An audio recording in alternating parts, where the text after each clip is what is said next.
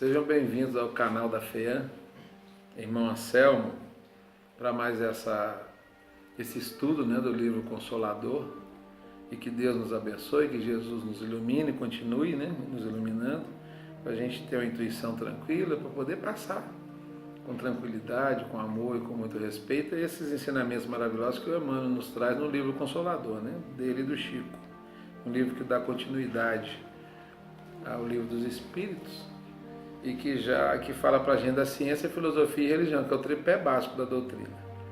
Até hoje nós já vimos a parte científica, onde nós estudamos. Emmanuel nos ensinou sobre as ciências fundamentais, que são a química, a física, a biologia, a psicologia e a sociologia. Vimos a parte das ciências abstratas, das ciências especializadas, das ciências combinadas e das ciências aplicadas.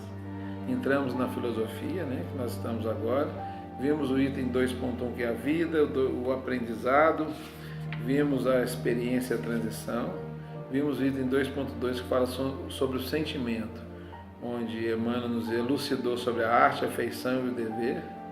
O item 2.3, que fala sobre a cultura, onde nós vimos a razão, o intelectualismo e a personalidade. E agora nós estamos entrando no item 2.4, onde nós vamos ver em vídeos diferentes, sobre Emmanuel nos ensinando sobre as nossas necessidades, sobre o trabalho e sobre a realização. E nós paramos na pergunta, nós fomos até a pergunta 217, e hoje nós vamos para esse item 2.4, que fala sobre iluminação.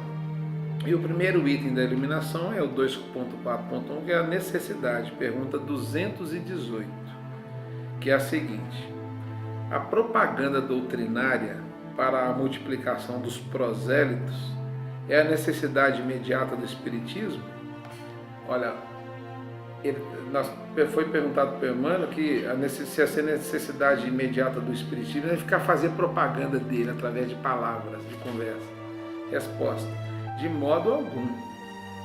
A direção do Espiritismo, na sua feição de Evangelho redivivo, pertence ao Cristo e a seus prepostos, antes de qualquer esforço humano precário e perecível.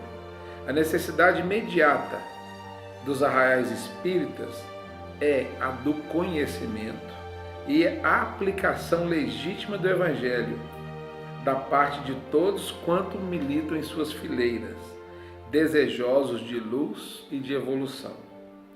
O trabalho de cada um na iluminação de si mesmo deve ser permanente e metodizado. Os fenômenos acordam o espírito adormecido na carne, mas não fornecem as luzes interiores, somente conseguidas à custa de grande esforço e trabalho individual. A palavra dos guias e dos mentores do além ensina, mas não pode constituir elementos definitivos da redenção, cuja obra exige de cada um sacrifícios e renúncias santificantes no laborioso aprendizado da vida. Que resposta! Nós precisamos de fazer prosélitos, ficar falando do Espiritismo por palavras? Ele fala que não, são as obras. É o autoconhecimento, aprimoração, evangelização e obras. O Espiritismo vai se consolidar pelas obras de seus adeptos, não só pelas palavras. E ele ainda fala assim: os bons espíritos, os mentores, eles ensinam, a palavra deles ensina, mas não pode constituir o elemento definitivo da redenção, que é o trabalho. Pergunta 219. Nos trabalhos espíritas, onde poderemos encontrar a fonte principal de ensino que nos oriente para a iluminação? Poderemos obtê-la com as mensagens de nossos entes queridos? Ou apenas com o fato de guardarmos o valor da crença no coração? Resposta: numerosos filósofos han compendiado as teses e as conclusões do Espiritismo no seu aspecto filosófico, científico e religioso. Todavia, para a iluminação do íntimo, só tendes no mundo o Evangelho do Senhor, que nenhum roteiro doutrinário poderá ultrapassar. Aliás, o Espiritismo, em seus valores cristãos, não possui finalidade maior do que a de restaurar a verdade evangélica para os corações desesperados e descrentes do mundo. Teorias e fenômenos inexplicáveis sempre houveram no mundo. Os escritores e os cientistas doutrinários poderão movimentar seus conhecimentos na construção de novos enunciados para as filosofias terrestres. Mas a obra definitiva do Espiritismo é a da edificação da consciência profunda no Evangelho de Nosso Senhor Jesus Cristo. O plano invisível poderá trazer-vos as mensagens mais comovedoras e mais convincentes dos vossos bem-amados. Podereis guardar os mais elevados princípios de crença no vosso mundo impressivo. Todavia, esse é o esforço, a realização do mecanismo doutrinário em ação junto da vossa personalidade. Só o trabalho de autoevangelização, porém, é firme e imperecível. Só o esforço individual no Evangelho de Jesus pode iluminar, engrandecer e redimir o espírito, porquanto depois de vossa edificação com o exemplo do Mestre, alcançareis aquela verdade que vos fará livre. Que resposta! Pergunta 220. Há alguma diferença entre a crença e a iluminação? Resposta. Todos os homens da Terra, ainda os próprios materialistas, creem em alguma coisa. Todavia, são muito poucos aqueles que se iluminam. O que crê apenas admite, mas o que se ilumina vibra e sente. O primeiro, aquele que crê, depende dos elementos externos, nos quais coloca o objeto de sua crença. O segundo é livre das influências exteriores, porque há bastante luz no seu próprio íntimo, de modo a vencer corajosamente nas provações que foi conduzido no mundo. É por essa razão que os espíritas sinceros devem compreender que não basta acreditar no fenômeno ou na veracidade da comunicação com o além, para que os seus sagrados deveres estejam totalmente cumpridos, pois a obrigação primordial é o esforço, o amor ao trabalho, a serenidade nas provas da vida, o sacrifício de si mesmo, de modo a entender plenamente a exemplificação de Jesus Cristo, buscando a sua luz divina para a execução de todos os trabalhos que lhes competem no mundo. Não basta só crer, né, e acreditar e ver que tem espírito, que tem mundo espiritual. Isso aí não faz nenhum espírita. O espírita verdadeiro é o verdadeiro cristão, é aquele que se esforça para domar suas más tendências e fazer todo esforço de amor ao trabalho e de auxílio a quem necessita. Pergunta 221.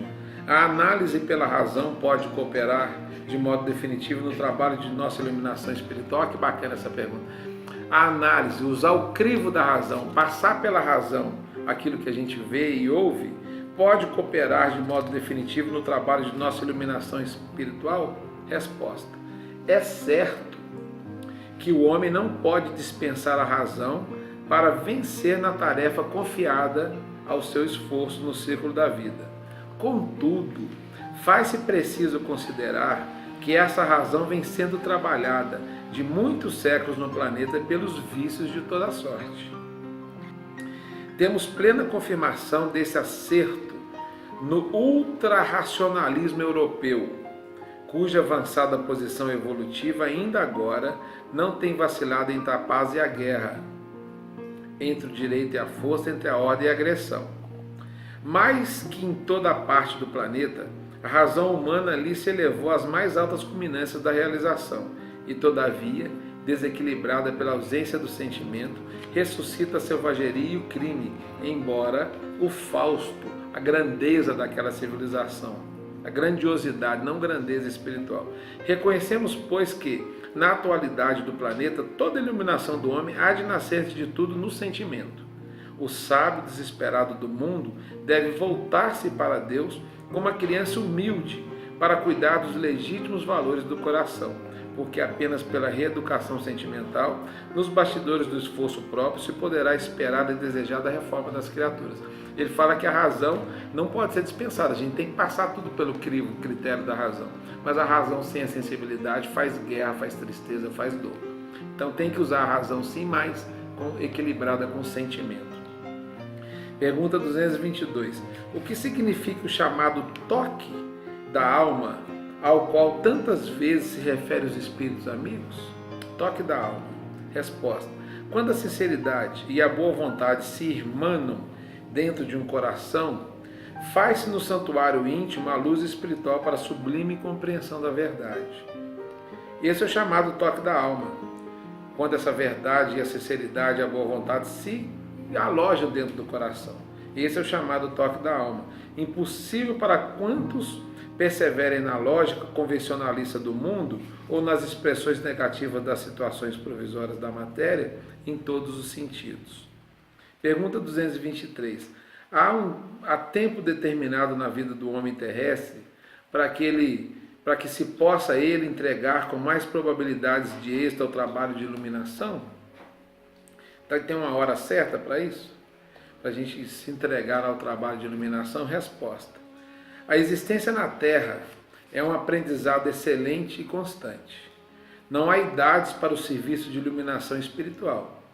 Os pais têm o dever de orientar a criança desde os seus primeiros passos, no capítulo das noções evangélicas, e o idoso não tem o direito de alegar o cansaço orgânico em face desses estudos de sua necessidade própria. É certo que as aquisições de um idoso, em matéria de conhecimentos novos, não podem ser tão fáceis como as de um jovem em função de sua instrumentalidade sadia, fisicamente falando. Os homens mais avançados em anos têm, contudo, a seu favor as experiências da vida, que facilita a compreensão e nobilitam o esforço da iluminação de si mesmos, considerando que, se a idade avançada é à noite, a alma terá no amanhã do futuro a alvorada brilhante de uma vida nova. Que bacana! Não tem um momento certo para se entregar ao trabalho de iluminação. Enquanto criança, são os pais que provêm essa iluminação e ensinamento. Quando a pessoa é mais idosa, não tem a facilidade física de um jovem, mas tem experiência e vai fazer aquilo que pode fazer dentro de suas capacidades. Mas o momento é agora, é hoje. O que nós temos de fato é o presente. O ontem já foi, o amanhã está por vir. Então o que nós temos e agimos e podemos pegar e fazer é agora. Então não tem tempo, cada um faz do seu jeito. 224. As almas desencarnadas continuam igualmente no serviço da iluminação de si próprias? Resposta. Nos planos invisíveis, o espírito prossegue na mesma tarefa abençoada de aquisição dos próprios valores. E a reencarnação no mundo tem por objetivo principal a consecução desse esforço. Ou seja, nós evoluímos tanto aqui quanto lá, tanto lá quanto aqui. Uma complementa a outra, né? Uma vida complementa a outra. Então, que espetáculo Emmanuel falando para a gente, né? nesse estudo de hoje sobre a nossa iluminação. Necessidade de iluminação é passar pelo crivo da razão, equilibrar com a sensibilidade, receber e entender os ensinamentos de Jesus e usar e fazer. É o que a gente precisa. É que nós consigamos fazer isso, que a gente avalie tudo isso e que a resposta seja atitude. Obrigado mais uma vez. Fiquem com Deus.